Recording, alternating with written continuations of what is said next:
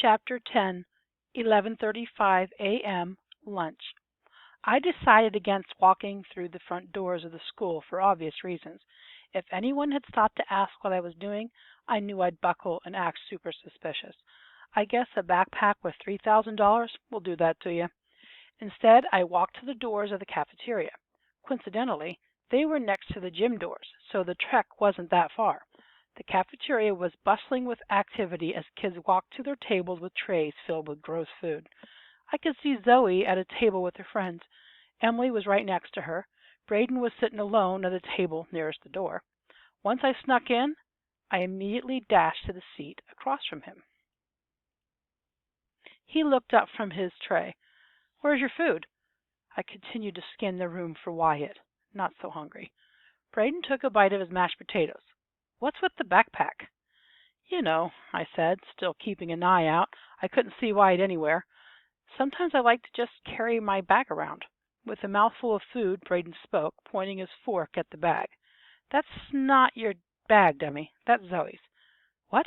I asked, shocked. "Did I grab the wrong bag again? How silly of me." "Shut up," Braden said, with a hint of anger in his voice. I glanced at the werewolf hunter across the table as he took a drink from his milk carton. His eyes were soft and doughy. Could he be trusted? We'll see.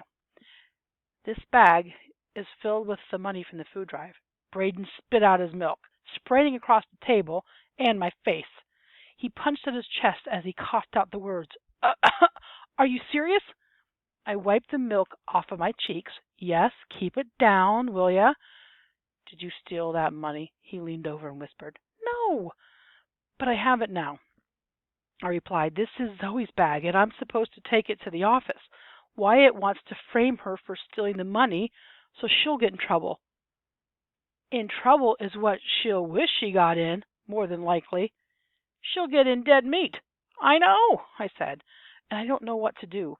Braden leaned forward and looked over both his shoulders, I think to make sure no one was listening in on our conversation. "You need to get that cash back into the container in the office." "Of course, that's what I'd love to do, but I doubt that it's as easy as walking it in there," I said loudly. Luckily, the students in the cafeteria were louder. Braden leaned back in his chair and pried open his milk carton. After taking a sip, he set the drink back down on his tray, and then, with a milk mustache, he spoke. "I'll provide the distraction. No worries there. We'll do it after I finish my food."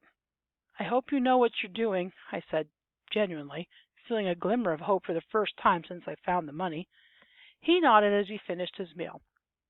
Yeah, it was the weirdest thing. He just kept on nodding while eating his food. But was I going to say anything about it? Nope, because he was going to help me. Braden had moved up on the ladder from a person I hardly knew to a true friend.